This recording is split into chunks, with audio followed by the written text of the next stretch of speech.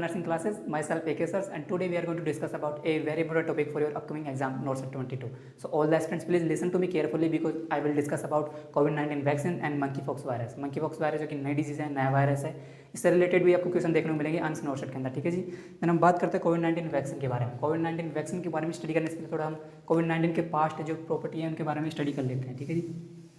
कोविड-19 हम इसको अब बोल रहे हैं, पहले हम जब आया था स्टार्टिंग में तो उसको हम नोवल कोरोना वायरस के नाम से जानते थे उस टाइम जब ये स्टार्टिंग में आया था चाइना के अंदर। देन हम बात करते हैं जो फिर WHO ने उसका नाम चेंज किया, WHO ने इसको एक साइंटिफिक नाम दिया, उसको बोला कोविड-19। और कोविड-19 तीन वर्ड से मिलकर बना है, कोरोना एंड देन VI का मतलब होता है वायरस, देन D का मतलब होता है डिजीज़, देन 19 का मतलब 2019 यानी कि कोरोना वायरस डिजीज 2019। और 2019 से मतलब आपको समझ में आ रहा होगा कि यहाँ 2019 के अंदर आया था फर्स्ट केस कोरोना चाइना के अंदर, वुहान डिस्ट्रिक्ट के अंदर। ठीक है जी। देन हम बात करते हैं जो कोरोना वायरस है कौन सी फैमिली से बिलोंग करता है, या कोरोना वेरिडी फैमिली से बिलोंग करता है जी। ठीक है जी। देन आपसे पूछे कोई कि ये जो कोरोना वायरस है RNA है, DNA है, सिंगल स्टैंड है, डबल स्टैंड है, तो आपका आंसर जाएगा यह सिंगल स्टैंड RNA जी। क्या है ये सिंगल स्टैंड RNA जी। ठीक है जी, या सिंगल स्टैंड RNA। और जो आपका monkeypox है वह DNA रहने वाला है। देन हम बात करते हैं कि जो एक वायरस है जो कोरोना वायरस है अनकैप्सुलेटेड वायरस है। ठीक है जी। क्या है ये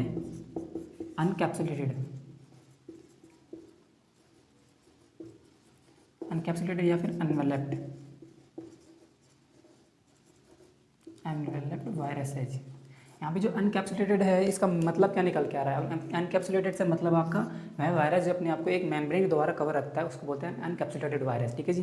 देन हम बात करते हैं जो आपका जो कोरोना वायरस का पॉजिटिव एजेंट क्या है। पॉजिटिव एजेंट की मैं बात करता हूँ। जो कोरोना वायरस है उसके जो पॉजिटिव एजेंट है उसका नाम है सार्स कोविड-2। ठीक है जी।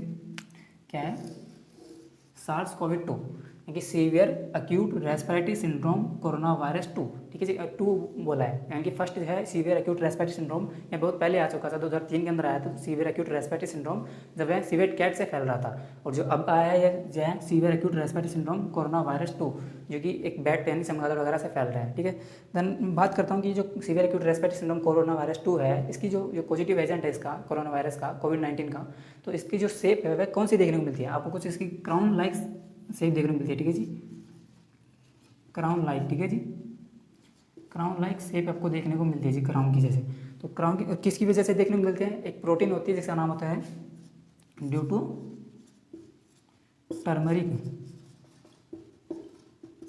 Spike protein.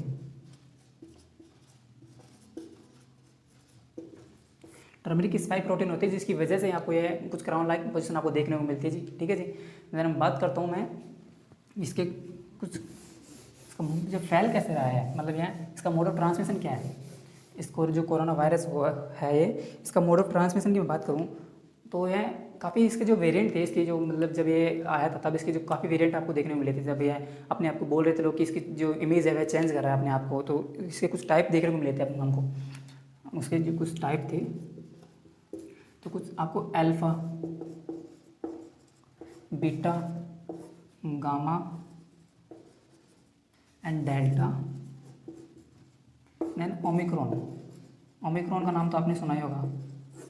ओमिक्रॉन जब आया था लोगों ने बोला था कि ये नया वायरस आ गया है, जो वायरस कोरोना का वायरस है। तो ओमिक्रॉन की एक सब यूनिट है, इसका नाम याद रखना आप, इसकी एक सब यूनिट है, इसका नाम है B1.1.526। ठीक है जी, यह ओमिक्रॉन की एक सब यूनिट है, इसको भी आप ध्यान रखना, आपको डायरेक्ट पूछ सकता है कि ओमिक्रॉन की सब यूनिट जो कोरोना है वह क्या है, B1.1.526। ठीक है जी।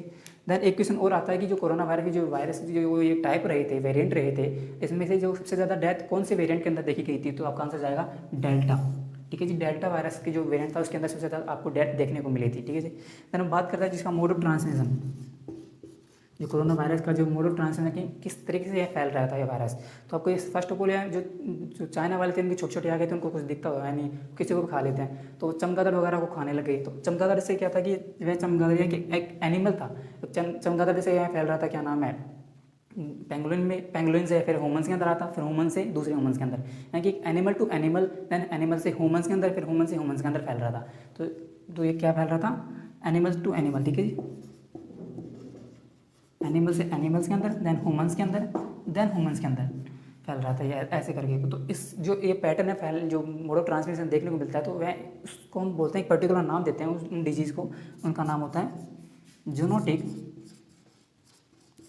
Spill over event.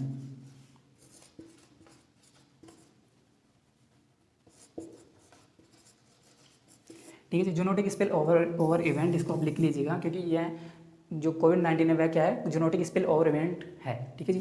देन हम बात करें तो इसका इंक्यूबेशन पीरियड क्या रहने वाला है, जो कोविड-19 इसका इंक्यूबेशन पीरियड रहता है, इसका इंक्यूबेशन पीरियड रहता है 2 से 14 दिन का। ठीक है जी, 2 से 14 दिन का आपको इंक्यूबेशन पीरियड आपको देखने को मिलता है कोरोना वायरस का। और यह जो कोरोना वायरस है और कौन से तरीके से फैल सकता है, आपके ड्रॉपलेट से फैल सकता है, ड्रॉपलेट ट्रांसमिशन से, एयरबोर्न न्यूक्लियाई से फैल सकता है, जो आपकी डायरेक्ट इनडायरेक्ट कॉन्टैक्ट से फैल सकता है।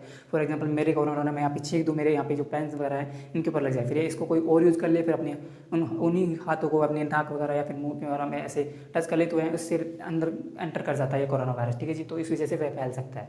फिर हम बात करते हैं, ये तो सब हो गया इसका जो इंट्रोडक्शन था, लेकिन हम जो इसके जो इंपॉर्टेंट डाटा हैं, डेट हैं, वो आपको जो याद नहीं होती हैं, उनसे जो आपको बार बार क्वेश्चन आता है उनसे उनकी बात करते हैं। उनको गोल्डन पॉइंट बोल लो या फिर उनको गोल्डन पॉइंट बोलो आप उनको, या फिर उनको बोलो बुलेट पॉइंट, की पॉइंट, जो भी बोलना वो बोल दो, हम उनकी स्टडी करते हैं। ठीक है जी, तो इंपॉर्टेंट डेट हैं जो हम यहाँ पे डिस्कस करेंगे, इनको आप लिखते रहिएगा। ठीक है जी, आपकी पाठ्य पुस्तिका के अंदर लिखते रहिएगा। ठीक है, देन बात करते हैं, स्टार्टिंग से शुरू करते हैं। ये जो कोविड-19 जब आया था, तो फर्स्ट केस कहाँ पे देखा गया था हमको, जो फर्स्ट केस था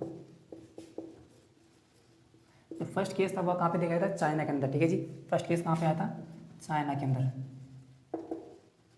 चाइना के अंदर आया, चाइना के अंदर कहाँ पे, वुहान डिस्ट्रिक्ट के अंदर। वुहान डिस्ट्रिक्ट में कहाँ पे, जो हुबई सिटी है, वहाँ पे हुबई सिटी की एक प्लेस था, सी फूड मार्केट, वहाँ पे गली नंबर 14 के अंदर फर्स्ट केस कोविड-19 का देखा गया जी। और वह उसकी डेट क्या थी, उसकी डेट थी 17 नवंबर 2019। ठीक है जी, यह एक डेट आपको 2019 की एक ही डेट याद रखनी है, 17 नवंबर 2019। उसके बाद एक और डेट याद रखनी है आपको, डेट याद रखनी है आपको। उसके बाद आपको कोई डेट याद रखने की जरूरत नहीं है, वो मैं आपको अपने आप याद करा दूंगा। ठीक है जी, तो टेंशन मत करिए।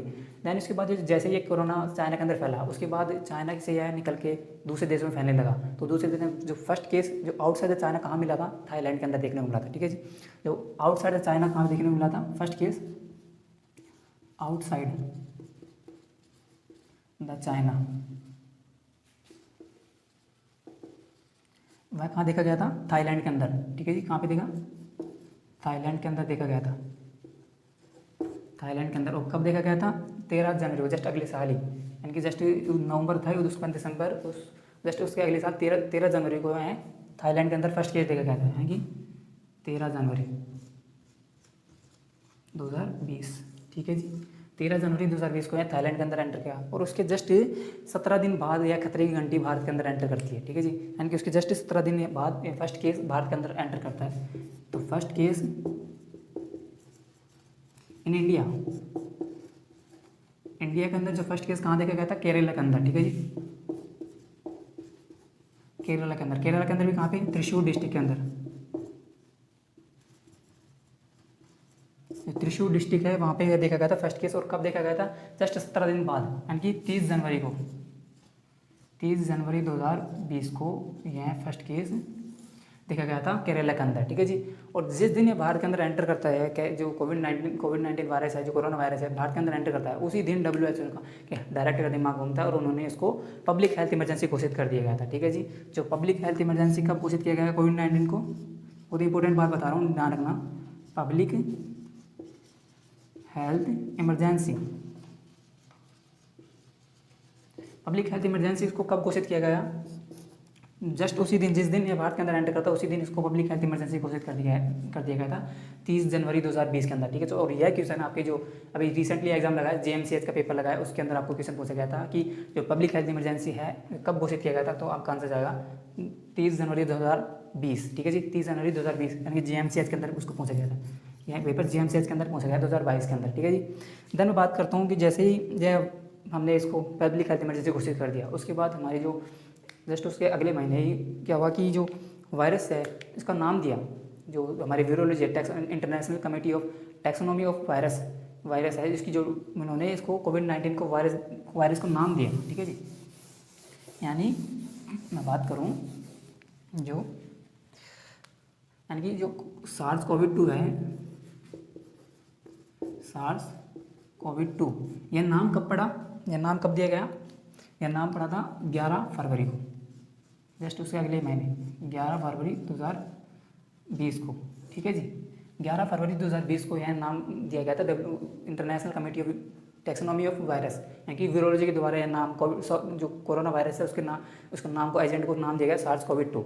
और जिस दिन इन्होंने नाम दिया उसी दिन WHO का फिर डायरेक्टर दिमाग घूमा और उसी दिन उन्होंने इसको बोला जो कि तुमने तो बोला कि यार तुमने क्या नाम है कि इसको वायरस का नाम दे दिया, तो ठीक है हम इसका डिजीज़ का नाम चेंज कर देते हैं। तो पहले नोवल कोरोना वायरस बोल रहे थे, तो उसके बाद उन्होंने कोविड-19 नाम दिया। ठीक है जी, यानी कि मैं बात करूं जो कोविड-19 है, कोविड-19 ये name given by WHO। WHO के द्वारा जो कोविड-19 नाम कब दिया गया था, जस्ट इसी दिन 11 फरवरी 2020 को। ठीक है जी, 11 फरवरी 2020 को ये कोविड-19 नाम दिया गया। इंपॉर्टेंट है, ध्यान रखना, इस चीज़ का क्वेश्चन आ सकता है। ठीक है जी, देन उसके फिर जस्ट इसके एक महीने बाद जैसे ही कोविड-19 इसको नाम दिया गया WHO ने, उसके जस्ट एक महीने बाद ही इसको इस डिजीज़ को पेंडेमिक घोषित कर दिया गया था। ठीक है जी, पेंडेमिक घोषित कर दिया गया था, यानी कि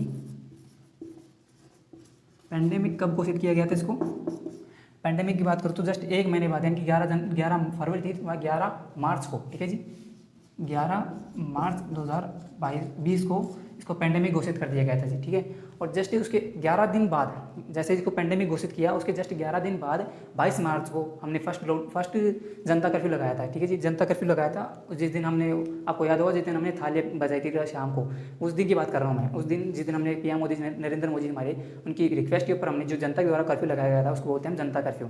तो जनता कर्फ्यू कब लगाया गया था, मैं बात करूँ जनता कर्फ्यू कब लगाया गया, जस्ट उसके 11 दिन बाद, यानी कि 22 मार्च 2020 को। ठीक है जी, 22 मार्च 2020 को जनता कर्फ्यू लगाया गया। और जनता कर्फ्यू लगाने के जस्ट 2 दिन बाद 24 मार्च को हमने फर्स्ट लॉकडाउन का सामना किया था। फर्स्ट लॉकडाउन जो कि राजस्थान, हरियाणा, पंजाब के अंदर फर्स्ट लॉकडाउन लगा था, कि first lockdown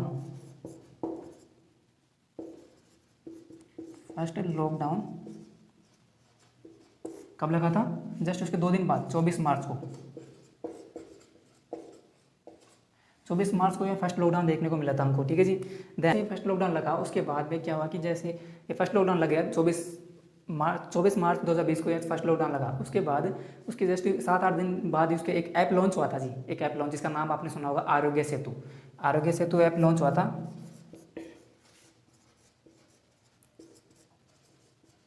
Aarogya Setu app launch हुआ था, जिसका नाम कब लॉन्च हुआ था, जस्ट उसके अगले महीने, यानी कि 2 अप्रैल को यहाँ लॉन्च हुआ था जी आरोग्य सेतु ऐप।